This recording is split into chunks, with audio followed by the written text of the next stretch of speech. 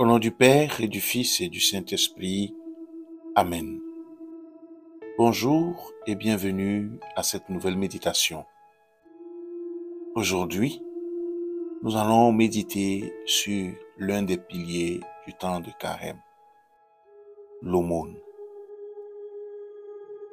Sœur de la prière et du jeûne, l'aumône est la troisième des œuvres fondamentales qui constituent la pénitence chrétienne.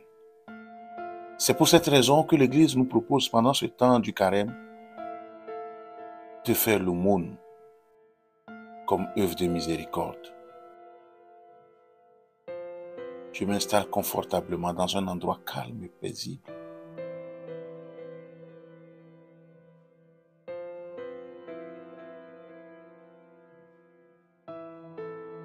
Je mets un frein à ma pensée. Je respire profondément. Je m'ouvre à la présence de Dieu.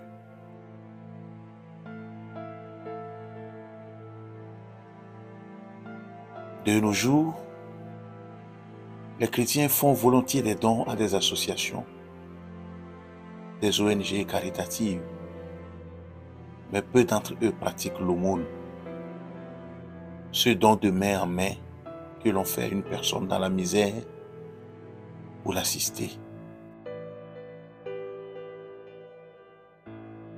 Les raisons en sont diverses. La peur d'affronter le regard d'un autre humain rempli de détresse. La peur d'accorder attention et écoute. Ou encore l'ignorance du sens biblique de l'aumône. L'aumône a en effet une grande place dans la tradition biblique. Dans l'Ancien Testament, l'aumône est perçue comme un commandement, une manière de faire pénitence, de se rapprocher de Dieu, ne serait-ce qu'en partageant ce que Dieu nous a donné, lui qui est la source de toute vie et de toute chose.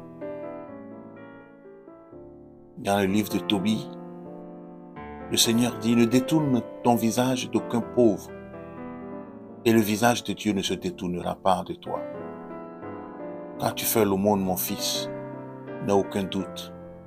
Tu te constitues un beau trésor pour les jours de détresse, car l'aumône délivre de la mort et empêche d'aller dans les ténèbres.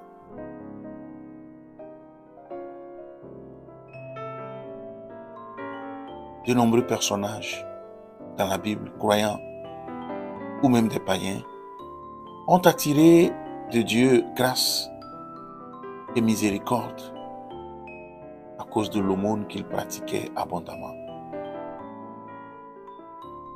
La veuve de Sarepta, dans le premier livre des rois, ou encore le centurion Corneille, dans le livre des Actes des Apôtres, en sont deux exemples parmi d'autres. L'aumône, c'est un moyen facile de racheter nos péchés et d'attirer sur nous les bénédictions du ciel les plus abondantes. Ainsi, en recevant l'aumône, les pauvres vivent les vertus d'humilité et de douceur. Et les personnes les plus aisées qui font l'aumône pratiquent la compassion en apportant un soulagement matériel.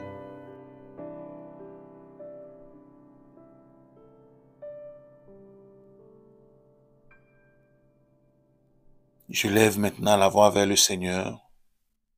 Je lui demande de m'aider, de m'apprendre à partager avec ceux qui sont dans le besoin, de me remplir de la grâce de l'aumône, surtout en ce temps du Carême. Seigneur, merci de me donner ce temps pour être avec toi. Je veux vivre pour toi. Mon Père, je m'abandonne à toi. Fais de moi ce qu'il te plaira. Quoi que tu fasses de moi, je te remercie. Je suis prêt à tout, j'accepte tout. Pourvu que ta volonté se fasse en moi. En toute créature, je ne désire rien d'autre mon Dieu. Je remets mon âme entre tes mains.